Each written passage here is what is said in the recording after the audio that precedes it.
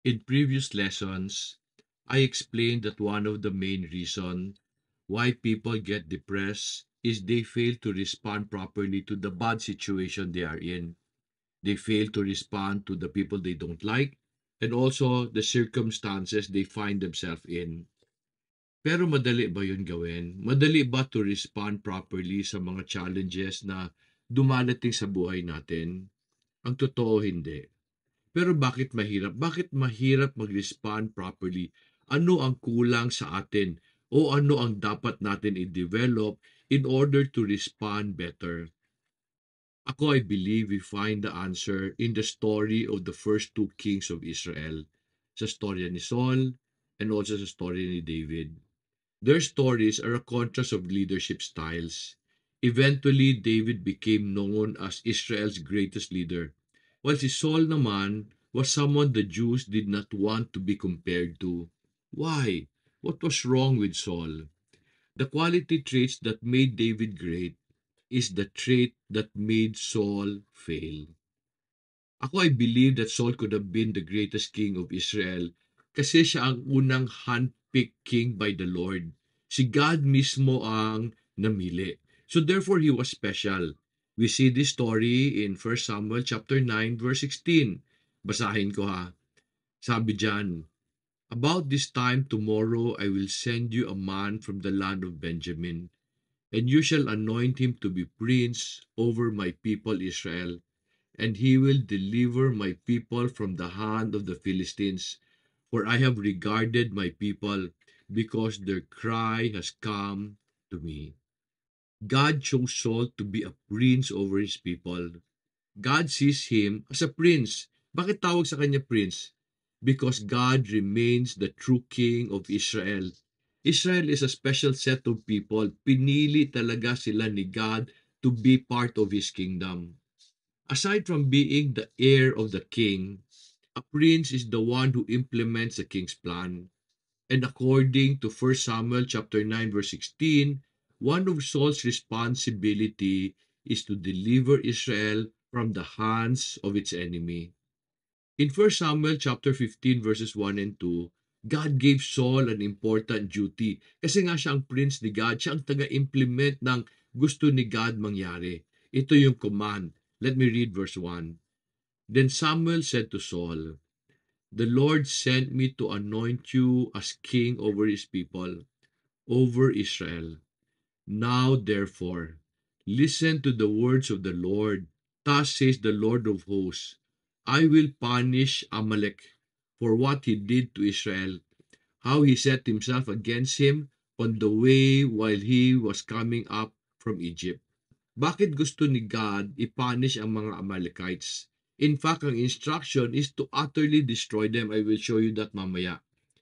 Kaya galit na galit si God sa Amalekites. Kasi when Israel was coming out of Egypt, you have to remember, they were not yet a strong nation. They were a group of people who were slaves in Egypt. So they were weak as a group. Kaya nga ang gulo-gulo nila and ang daming problema ni Moses sa kanila because they were just slaves. While they were on a journey, the Amalekites attacked them.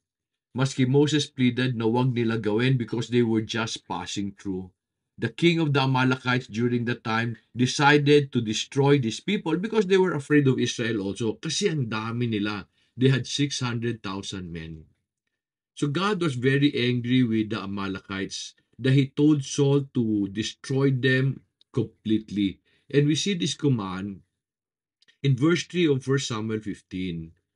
Sabi diyan, "Now go and strike Amalek and utterly destroy all that he has, and do not spare him, but put to death both man and woman, child and infant, ox and sheep, camel and donkey." Parang sinasabi, wala kang iiwan, maski hayop nila, papatayin mo. So King Saul went out to attack the Amalekites, and he destroyed its army. However, Saul decided to spare the king and the best of the animals. Ang binigay niya na rason kaya niya in-spare sila is kasi he will offer them as a sacrifice to the Lord. Tingnan natin kung ano nangyari when Samuel confronted Saul for not completely destroying the kingdom of the Amalekites. Sa verse 19, we read yung complaint ni Samuel. He said, "Why then did you not obey the voice of the Lord, but rush upon the spoil, and did what was evil in the sight of the Lord?" Then Saul said to Samuel, "I did obey the voice of the Lord, and went on the mission on which the Lord sent me, and have brought back Agag the king of Amalek, and have utterly destroyed the Amalekites. But the people took some of the spoils, sheep and oxen, the choicest of the things devoted to destruction, to sacrifice to the Lord your God at Gilgal." Because Saul did not completely obey the Lord took his kingdom away from him. Galit na galit si God kay Saul. Gaano ba kasama ang kasalanan ni Saul? If we compare this to the sin of David, sino ba ang mas malaki ang kasalanan? Si David killed Uriah and committed adultery with his wife si Bathsheba. Maski sa ang anggulo mo tingnan, mas malaki ang kasalanan na nagawa ni David. Nakapatay siya ng tao who was very faithful to him so that he can get his beautiful wife. And yet David had many wives during that time already.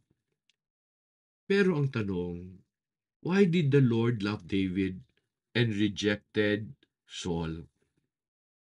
When David sinned, the prophet Nathan confronted him, like the way Samuel confronted Saul. Tingnan natin response ni David sa 2 Samuel chapter 12, verses 7 to 8. Nathan then said to David, "You are that man." Because Nathan was sharing with him a parable of a man who was very rich with many sheep, who took the one sheep of this very poor farmer kasi ikakatay niya para sa mga kaibigan niya. When David heard of the parable, nagalit si David. Sabi niya, "Sinong gumawa niyan? Lika, patayin natin yung tao na yun." Then Nathan said to David, "You are that man. Thus says the Lord, the God of Israel, it is I who anointed you king over Israel, and it is I who delivered you from the hand of Saul. I also gave you your master's house and your master's wives into your care. I gave you the house of Israel and Judah, and if it had been too little, I would have added to you many more things like this." When Samuel confronted Saul, Saul justified his actions and blamed his soldiers.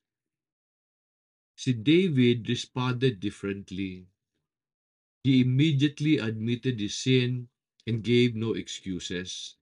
And we see his response in 2 Samuel chapter 12 verse 13. Then David said to Nathan, "I have sinned against the Lord."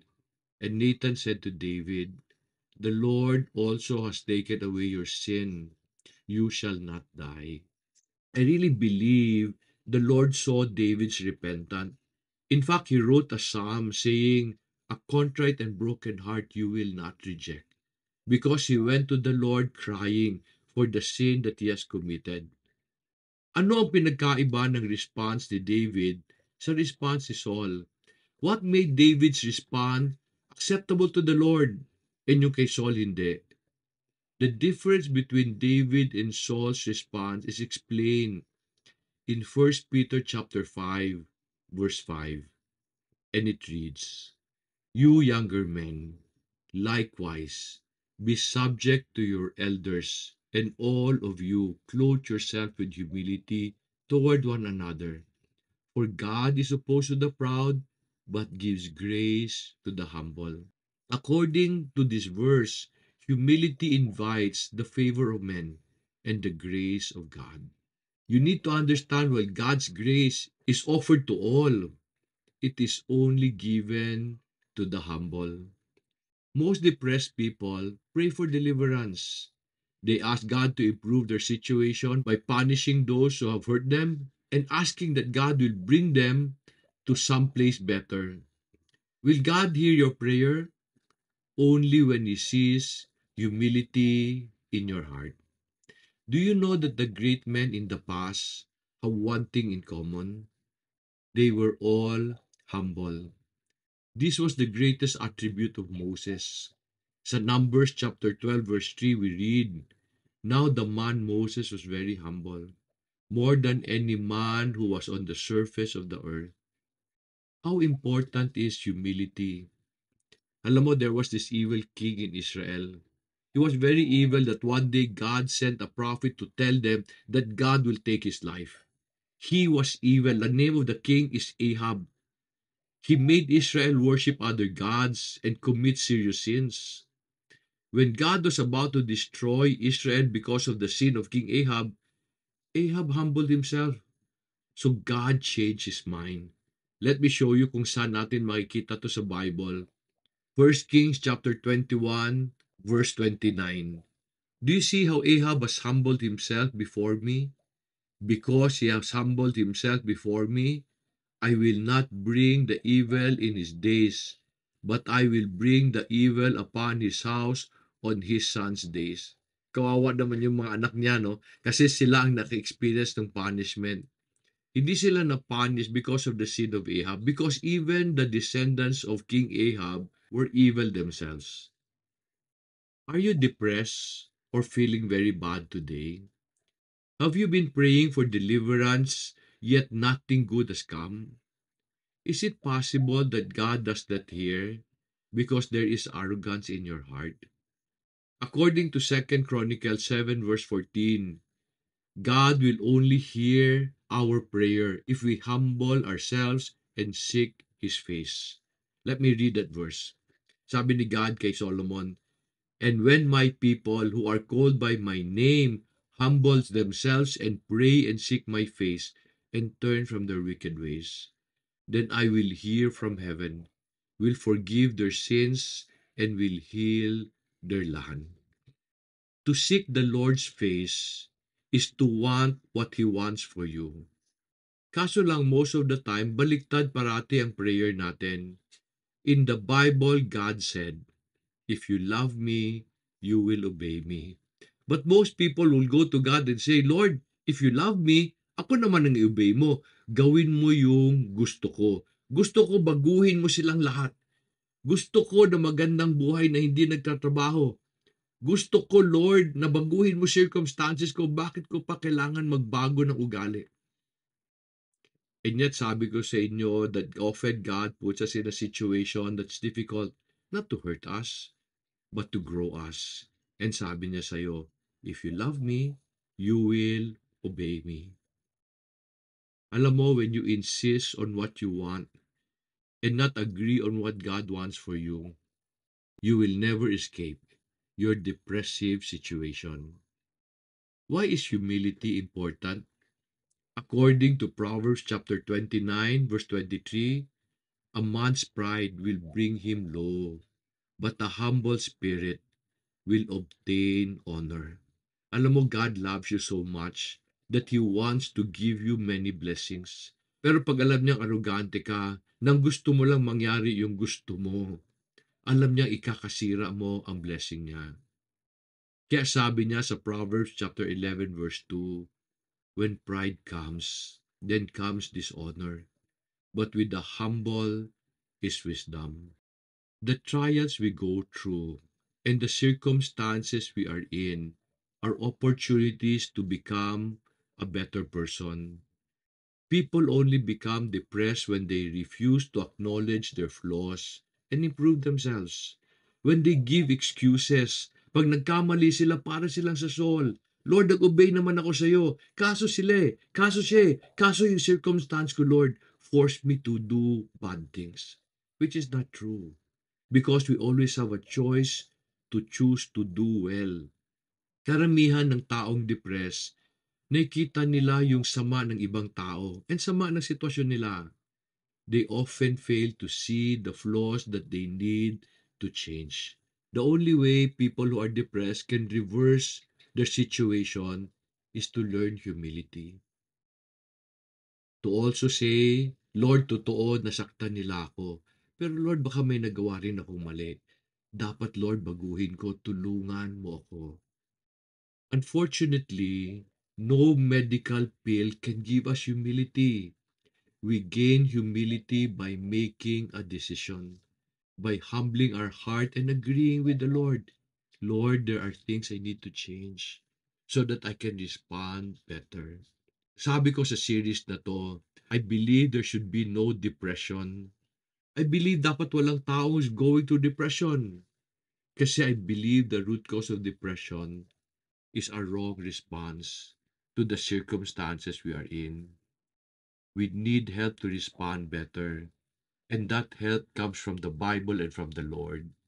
So therefore, if you will ask the Lord for one thing while you struggle with depression, ask for humility. Tell the Lord to help you respond in humility, not to give excuses, but to admit your fault, so that the Lord can give you His grace and also allow people to give you their favor. Sana natulungan kita sa lesson na to. Sana mas naintindihan mo yung sitwasyon mo so that you can get out of it. Pag natulungan kita, go help someone else. Share this lesson to someone who's maybe struggling with arrogance and depression. Tulungan mo rin sila. And together, let us build a better nation for our children, our children's children. Maraming salamat sa pagpanood and may God bless you.